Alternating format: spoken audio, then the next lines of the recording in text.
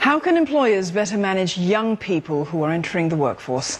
A new study sheds light on attitudes among Gen Y and Gen Z and recommends ways that organizations can attract and retain these young people. Now, in this study, Gen Y were aged 20 to 34, working full-time, and Gen Z were aged 16 to 19, still in polytechnics or universities.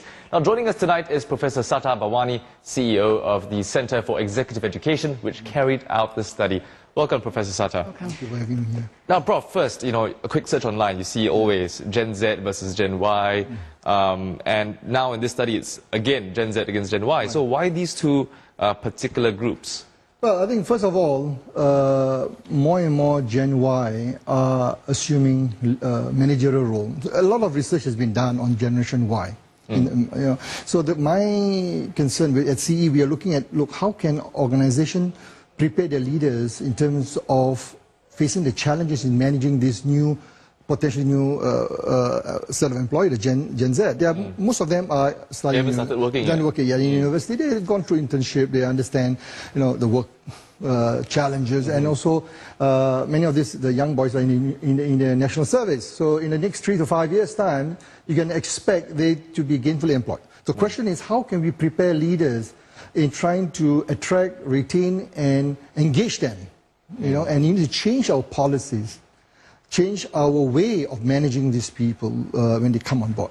Right, so did you find big differences between these two segments then? Well, there are. There are common traits, like, for example, both value doing work to pursue social causes, doing non-profit work and doing charitable interests. Both would like to look for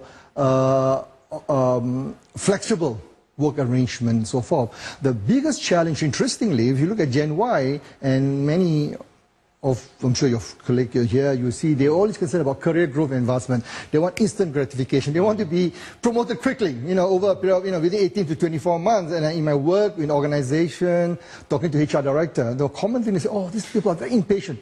They want. But the good news, the Gen Z, in our research, have shown that they are more pragmatic, they are more realistic, and they are looking at more job satisfaction as more an important driver in terms of employee engagement perspective compared to Gen Y. So that's the good news. The other thing, of course, in terms of what they like to be, what will keep them remain in the organization. Gen Y consistently have said, look, hey, I look at my boss. Doesn't inspire me. It doesn't motivate. If I don't feel, I'm not confident, I would not want to stay.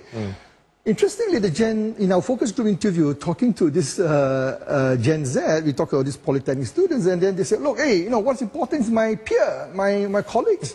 Boss come and go. If I got my colleagues, my friends, who are my friends in the organization, I would remain. So the boss, that doesn't really matter to me. So that's a difference in the perspective, outlook on how to be able to engage them in the policy, how managers should change. And one last thing, and both of them, Gen Y and Gen Z, look for managers who are able to coach, guide, and mentor them. Because they don't want to be told what to do. They know what to be done. Give them the flexibility, empower them, and help them provide the clarity and leave them alone. They are truly a knowledge worker.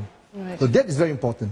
Sure. So what you're saying now is they like their superiors to be able to listen, to communicate, to be open-minded. Absolutely. How difficult is that, though? Because we are, after all, in an Asian society. Hierarchy is still very important over here. Well, you see, John, I think one thing that power distance has always been used. We all talk about Eastern management, style. This is the Western, more open. And I think it's important today. It's not that difficult. So you need to do 3 things. One, as managers, supervisors, leaders, we need to flex our most important, our communication style.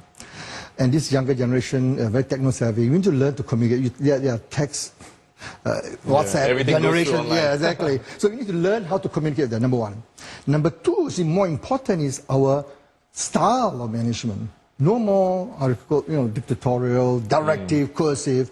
Today, you need to be more engaging, more affiliative, guiding them, you know, and so forth. Third, I think more important, having said all this thing about two generations, Don, it's important to understand we're all human beings.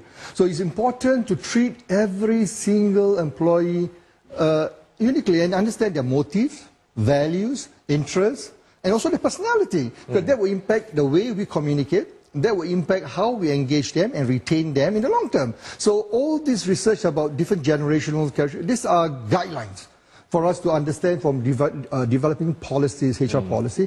But at the end of the day, is we as managers and leaders, we need to understand, to look at individual employees.